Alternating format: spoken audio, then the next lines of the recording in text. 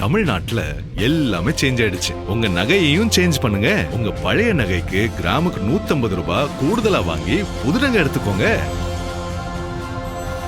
அதே கம்மி சேதாரம் தான் உங்க லலிதால மட்டும்தான். ஆச்சி மசாலா எந்த சமையலும் ருசி தேடும் ரகசியம் 20 ரூபாய். திமுகவுக்கு தமிழ்நாட்டுடைய சட்டத்தை கட்டுப்படுத்துறதுலையோ அரசியல் சார்ந்த ரெப்ரசன்டேஷன் எதுவுமே கிடையாது. இந்த வழக்கு எந்த அடிப்படையில் புத்திசாலித்தனமான ஒரு வழக்காக அவர்கள் போட்டார். ஒரு வழக்கை பதிவு செய்யறதுக்கு புத்தி வேணும், ஞானம் வேணும். இப்போ உச்சநீதிமன்றம் போய் தலையில் ஒரு கொட்டு கொட்டி இந்த வழக்கு என்ன, எதுக்கு நீங்கள் போட்டீங்கன்னு போய் படிச்சுட்டு வாங்கன்னு சொல்லிட்டாங்க. இந்த ஸ்டேட் ஃபுல்லாக டெரிட்டோரியல் ஃபுல்லாக அண்டர் கண்ட்ரோல்டு தமிழ்நாட்டுடைய ரீஜனில் இருக்கிறது. தமிழ்நாட்டு மக்கள் ஒரு பலமான ஆட்சி ஒருத்தர அமைச்சிருக்கிறார். அப்படி சம்பவங்கள் நடந்ததுனாலே அவர் அங்கே போகக்கூடாது அப்படின்னு சொல்றது ஏதாவது ஒரு லாஜிக் இருக்கா? இவர்கள் கேட்பது முழுக்க முழுக்க அரசியல் பின்னணி, அரசியல் சூட்சமம், அல்லது ஒருவித அச்சம், ஒரு பேனிக், அவர்களுக்குள்ளே ஒரு அப்ரிஹென்ஷன்ஸ்.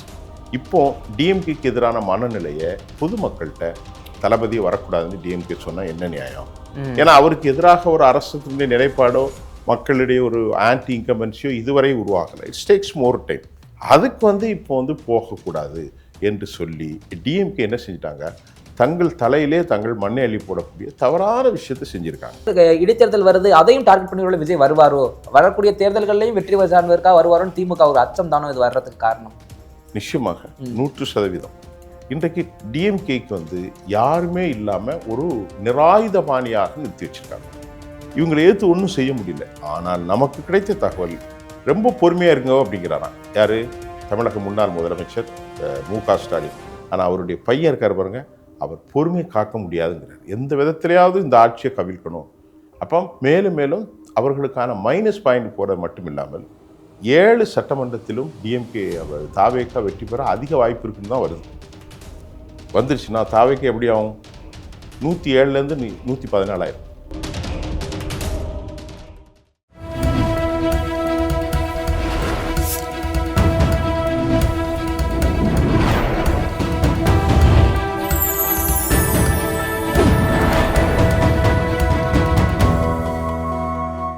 சேனல் 5 தமிழ் நேயர்களுக்கு வணக்கம். இந்த நேர்காணலில் நம்மோடு இணைந்திருப்பவர் அரசியல் விமர்சகர் திரு சுஃபியான் அவர்கள். வாருங்கள் அவரோடு பேசுவோம். சார் வணக்கம். வணக்கம் அரவி. சார், தமிழக அரசியல்ல முக்கியமாக பார்க்கப்படுறது இந்த கரூர் சம்பவம் தான்.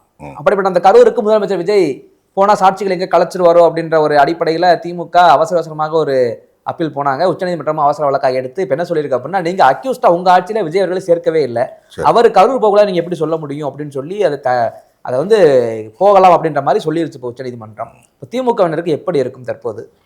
சார், இப்போ இது கொஞ்சம் நம்ம லாஜிக்கா பேசுவோம். திமுகவுக்கு தமிழ்நாட்டுடைய சட்டத்தை கட்டுப்படுத்துறதுலையோ அரசியல் சார்ந்த ரெப்ரசன்டேஷன் எதுவுமே கிடையாது. அது தமிழகத்தினுடைய ஒரு எதிர்கட்சி தான். ஸ்டாலினும் சரி, உதயநிதி ஸ்டாலினும் சரி, திமுகவுடைய முன்னாள் தலைவர்கள் யாருக்குமே சட்ட ஒழுங்கை கட்டுப்படுத்தக்கூடிய ஒரு பீப்புள்ஸ் மேண்டேட் அவங்களுக்கு எதுவும் கிடைக்கல. அவங்க எதிர்கட்சியா தங்கள் பணிகளை ஆற்றலாம். இப்ப இந்த வழக்கு எந்த அடிப்படையில் புத்திசாலித்தனமான ஒரு வழக்காக அவர்கள் போட்டார்? முதல் கேள்வி அதான். ஒரு வழக்கை பதிவு செய்யறதுக்கு புத்தி வேணும், ஞானம் வேணும். இப்போ உச்சநீதிமன்றம் போய் தலையில ஒரு கொட்டு கொட்டி இந்த வழக்கு என்ன, எதுக்கு நீங்க போட்டீங்கன்னு போய் படிச்சுட்டு வாங்கன்னு சொல்லிட்டாங்க.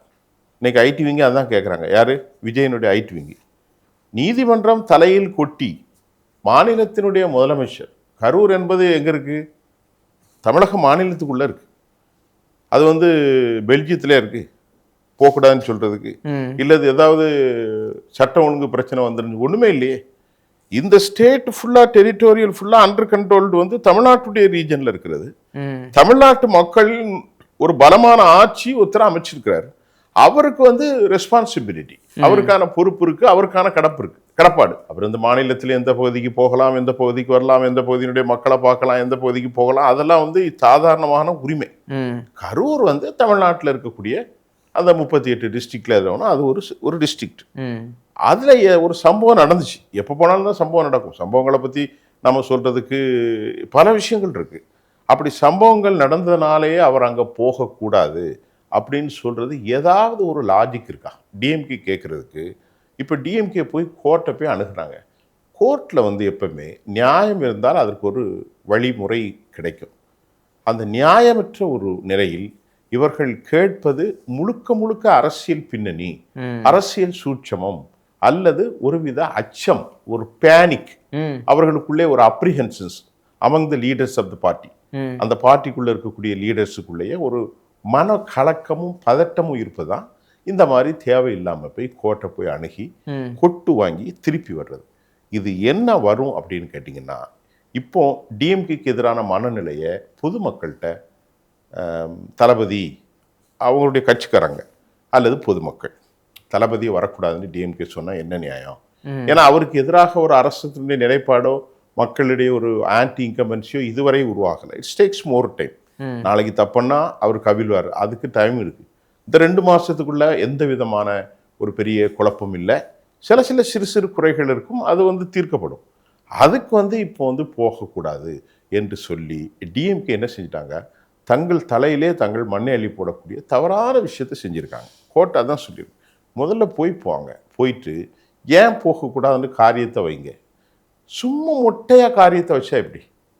பாதிக்கப்பட்டவர்களை அழைத்தார், பாதிக்கப்பட்டவர்களுக்கு பணம் கொடுத்தார், இப்போ பாதிக்கப்பட்டவங்களுக்கு வேலை வாய்ப்பு கொடுக்க போகிறதாக சொல்கிறார். முதலமைச்சருக்கு வந்து ஃபுல் ரைட் இருக்கு. மொத்தத்தில் அவர் என்ன சொன்னார், எனக்கு மனசில் ரொம்ப வலி. எந்த ஒரு இப்போ மு.க. ஸ்டாலினே ஏற்கனவே சொல்லியிருக்கார், வேண்டுமென்று அவர் செய்யவில்லை. யாரு? சரி, வேண்டுமென்று செய்யவில்லை என்றால் அவருடைய ஸ்டேட்மெண்ட் கிளியராக இருக்குது, வீடியோவில் இருக்குது, ஆடியோவில் இருக்குது. தமிழ்நாட்டுடைய முதலமைச்சராக இருக்கும்போது அவர் அழகாக சொன்னார். யார்? மு.க. ஸ்டாலின். திரு விஜய் வந்து வேண்டுமென்றே இந்த மாதிரி ஒரு அனர்த்தம் நடக்கணும், ஒரு துன்பம் நடக்கணும், ஒரு பாதிப்பு நடந்து மக்கள் சிரமத்துக்கு உள்ளாகன்னு நினைக்கல. பிளான் இல்லாமல் அவர் போனார், மாட்டிக்கிட்டோம். அதான் அவர் சொல்கிறார். அப்போ அந்த பிளான் இல்லாமல் போனதை அதை சரி செய்யக்கூடிய பொறுப்பு யாருக்கு இருக்குது? தமிழ்நாட்டுடைய சட்டம் வந்து நல்லா கவனிச்சிருங்க.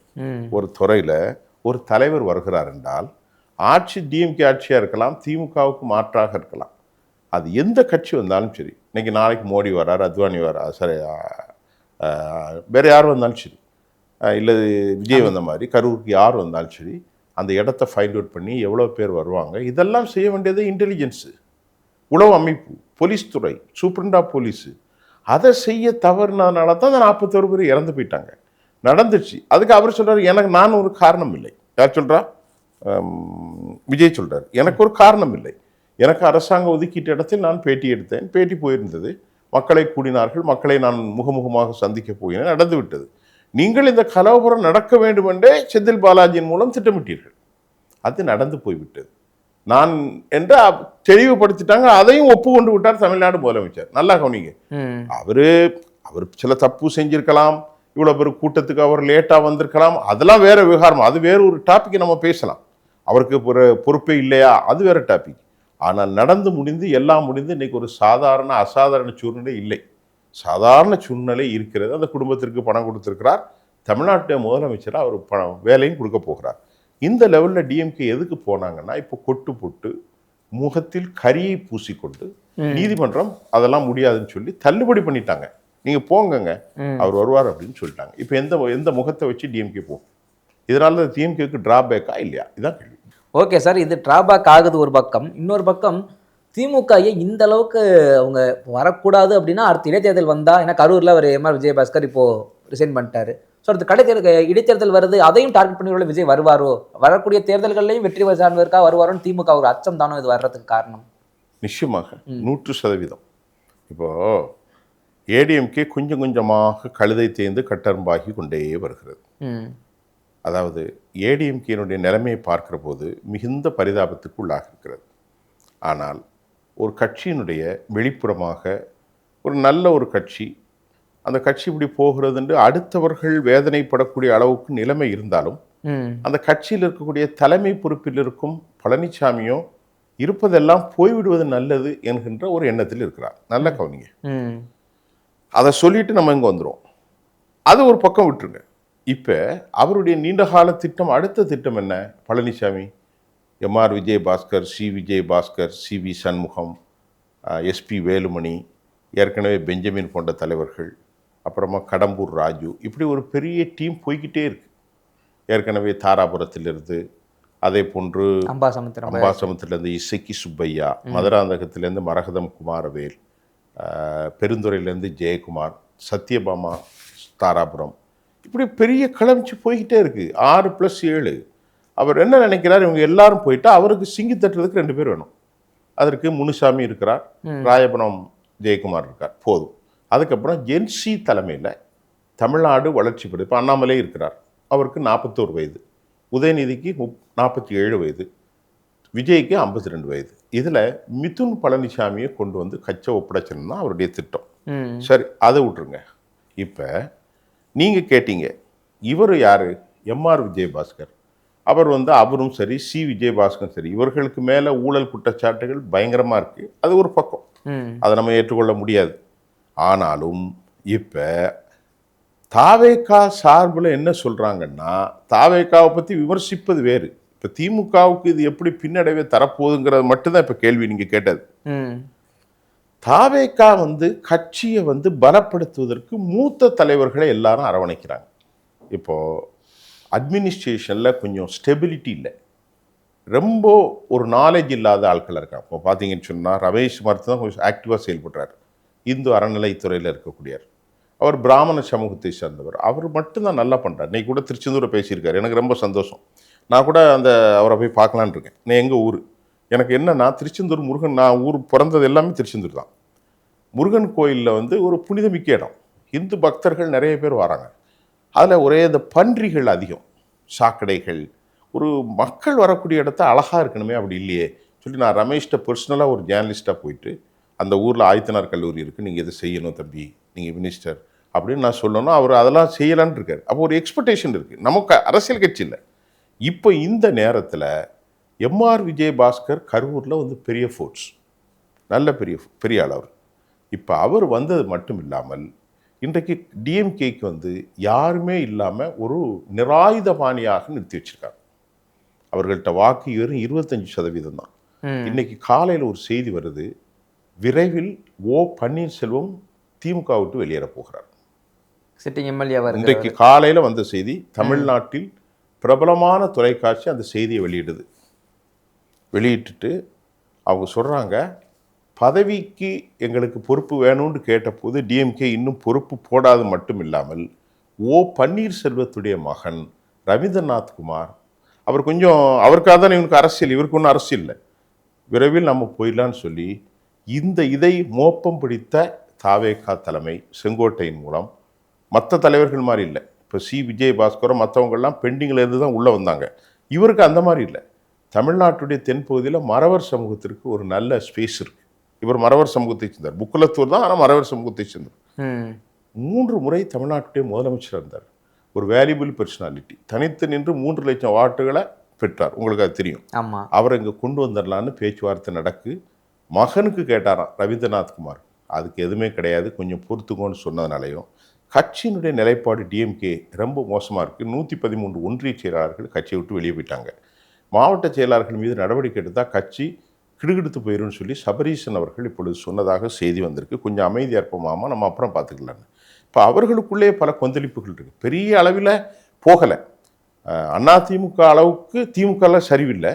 ஆனால் இப்போது ஓபிஎஸ் மாதிரி தலைவர்கள் வரலாம். இதை நான் ஏன் ஆதாரமானா லோக்கலில் உள்ள செய்தி இல்லை, தமிழ்நாட்டில் பிரபலமான ஒரு தொலைக்காட்சி அந்த செய்தியை வெளியிடுறாங்க, ஓபிஎஸ் விரைவில் வெளியேறுகிறார். ஏன்னா இது வந்து இப்போ வெளியேறுவது ஒன்றும் பெரிய பிரச்சனை இல்லை. அப்படி இருக்கும்போது அதிமுகவின் மறு அதிமுகவாகவே தாவேகா மாறுது. எல்லாம் நீங்கள் பாருங்கள், சி விஜயபாஸ்கர், இந்த விஜயபாஸ்கர், அப்புறம் ஓ பன்னீர்செல்வம், இப்படி எல்லாரும் வந்து அவங்க அட்மினிஸ்ட்ரேஷனில் வலிமையாக இருக்கான் அப்படின்னு தமிழ்நாடு முதலமைச்சர் நினைக்கிறாராம். டிஎம்கே போன்ற சக்திகளை சமாளிப்பதற்கு பழந்தின்று கொட்டை போட்ட நல்ல எக்ஸ்பீரியன்ஸ்டு ஆட்கள் நமக்கு தேவை. அதனால் ஓபிஎஸ் மாதிரி மிஸ்டேக், இப்போ செங்கோட்டையன் இருக்கார், அருமையான ஆள், அவர் வந்து எஸ்டாப்ளிஷ் பண்ணிக்கிட்டார். ஒரு பேச்சுக்கு சொல்லுகிறார். நிர்மல்குமார் ஓகே, அது மாதிரி ஜேசிடி பிரபாகரன் சபாநாயகர் அலங்கரிக்கிறார். அதே மாதிரி இந்த இடத்துல ஓ பன்னீர்செல்வம் பண்ணுறதுக்கு சில முக்கியமான ஆட்கள் எல்லாரும் வந்திருந்தா நல்லா இருக்கும். போறாரா இல்லையாங்கிறது தெரியல. இப்போ அவங்களுக்கு என்ன பிரச்சனைனா, கரூரில் படுதோல்வி அடையும். யாரு? டிஎம்கே. அதில் எந்த டவுட் இல்லை, கரூரில் படுதோல்வி அடையும். அவங்களுக்கு கூட்டணி பலம் கிடையாது டிஎம்கேக்கு. ஆளுக்கு 1% பார்த்தா கூட 5 பார்ட்டிக்கு 5% போயிடும். இருப்பது 25%. ஆளுங்கட்சிக்கு தான் ஓட்டு போடுவாங்க. எம்ஆர் விஜயபாஸ்கர் போன்றவர்கள் நல்ல சைட்லைன் பண்ணக்கூடிய ஒரு முக்கியமான கேண்டிடேட். களத்தில் நல்லா ஃபேஸ் பண்ணுவாங்க. அதனால் இவங்களை எதிர்த்து ஒன்றும் செய்ய முடியல. ஆனால் நமக்கு கிடைத்த தகவல் ரொம்ப பொறுமையாக இருங்க அப்படிங்கிறாராம். யார்? தமிழக முன்னாள் முதலமைச்சர் மு.க. ஸ்டாலின். ஆனால் அவருடைய பையன் இருக்கார் பாருங்க, அவர் பொறுமையை காக்க முடியாதுங்கிறார். எந்த விதத்திலையாவது இந்த ஆட்சியை கவிழ்க்கணும். அதனால தான் அனிதா ராதாகிருஷ்ணனை வச்சு தேவையில்லாமல் தரங்குலைந்த பேச்சு. தனிப்பட்ட ஒரு வாழ்க்கையை பற்றி எப்படி பேசுறது? நான் கேட்குறதுக்கு பதில் சொல்லுங்கள். தனிப்பட்ட ஒரு மனிதனுடைய வாழ்க்கையை பற்றி நம்ம பேசவே கூடாது. அவருக்கு 1008 பிரச்சனைகள் இருக்கும். எல்லாத்தையும் எல்லாம் ஷேர் பண்ண முடியாது.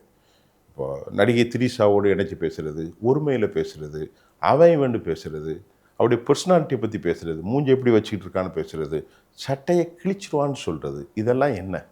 இதெல்லாம் ரவுடிசம் தானே. அப்போ மேலும் மேலும் அவர்களுக்கான மைனஸ் பாயிண்ட் போட மட்டும் இல்லாமல் 7 சட்டமன்றத்திலும் டிஎம்கே தாவேக்கா வெற்றி பெற அதிக வாய்ப்பு இருக்குன்னு தான் வருது. வந்துருச்சுன்னா தாவேக்கா எப்படி ஆகும்? 107லேருந்து 114 வேலை முடிஞ்சுது. ஏற்கனவே கூட்டணி கட்சிகள் எல்லாரும் என்ன சொல்லிட்டாங்க? நாங்கள் ஆதரவு தான், காங்கிரஸ் ஆதரவு, எல்லாரும் ஆதரவு தான். இப்படிப்பட்ட நிலையில் எதை திண்டால் பித்து தீருங்கிற கதையில் இப்போ டிஎம்கே தடமாறிக்கிட்டு இருக்கிறாங்க. அவர்களுக்கு ரொம்ப கரிய பூசக்கூடிய லெவல் தான். கோர்ட்டில் போய் படிங்க, மஸ்ட் போய் படிச்சுட்டு வாங்க அப்படின்னு சொல்லிட்டு இவங்க கேட்டு போகக்கூடாதுன்னு சொல்கிறதுக்கு எந்த நியாயமும் இல்லை என்று திருப்பி அனுப்பிட்டதும் மிகப்பெரிய பின்னடைவாக நான் பார்க்குறேன். Okay sir. அதே நேரத்தில் இப்போ செந்தில் பாலாஜி மற்றும் அவர் தம்பிக்கு லுக் அவுட் நோட்டீஸே கொடுத்துட்டாங்களே, மிகப்பெரிய சதியில் இவங்களும் இப்போ இருக்காங்க அப்படின்னு மக்களுக்கு ஓரளவுக்கு புரிய ஆரம்பிச்சிருமா உங்க தலைவராக இருக்கிறது? இந்த லுக் அவுட் நோட்டீஸ் கொஞ்சம் மாறுபட்ட கருத்து இருக்கு. ஏர்போர்ட்டுகளில் அப்படி ஒரு தகவல் இல்லை. ஆனால் முதல்ல அப்படி வந்துச்சு. அவர் வெளிநாட்டுக்கு போக முடியாது அப்படி இப்படின்லாம் பல விஷயங்கள்லாம் இருக்கு. அப்படி ஒரு கருத்து இல்லை. ஆனாலும் இந்த வழக்கு பெரிய ஆழமான ஒரு மோசடியான விஷயம். 9 பேர் கைது செய்யப்பட்டிருக்காங்க. இந்த அசோக் 471 நாள் செந்தில் பாலாஜி கைது செய்யப்பட்டு சிறையில் இருக்கிற போது அவர் எங்க இருந்தாருன்னு தெரியாது. யாரு? அசோக். அவர் மறுபடி இங்க நிற்கிறாரு. அப்ப எனக்கு இதுல சம்பந்தமே இல்லைங்கிறாரு. இதுல பிரைம் குற்றம் சாட்டப்பட்டவர்கள் பிரைமா, அதாவது அவங்களுடைய இவங்க தான் பிரைமா ஃபேஸ் இருக்குன்னா அவங்க தான் சொல்றாங்க எங்களை இயக்குனதே அசோக் தான் சொல்லிட்டார். புரியுதா உங்களுக்கு? இப்போ அவர் இப்போ அலைஞ்சிக்கிட்டு இருக்காரு, தலைமறைவாக இருக்கிறாரு. இதெல்லாம் ரொம்ப கேவலமான செயல்பாடுகள், ரொம்ப அசிங்கம்.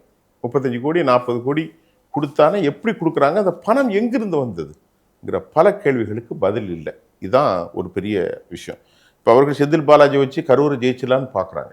புரியுதா உங்களுக்கு? இப்போ எப்படி பணம் கொடுப்பாங்க? பணம் கொடுத்து தானே தோத்தீங்க, பணத்தை வாங்கிட்டு தானே உங்களுக்கு எதிராக ஓட்டு போட்டாங்க.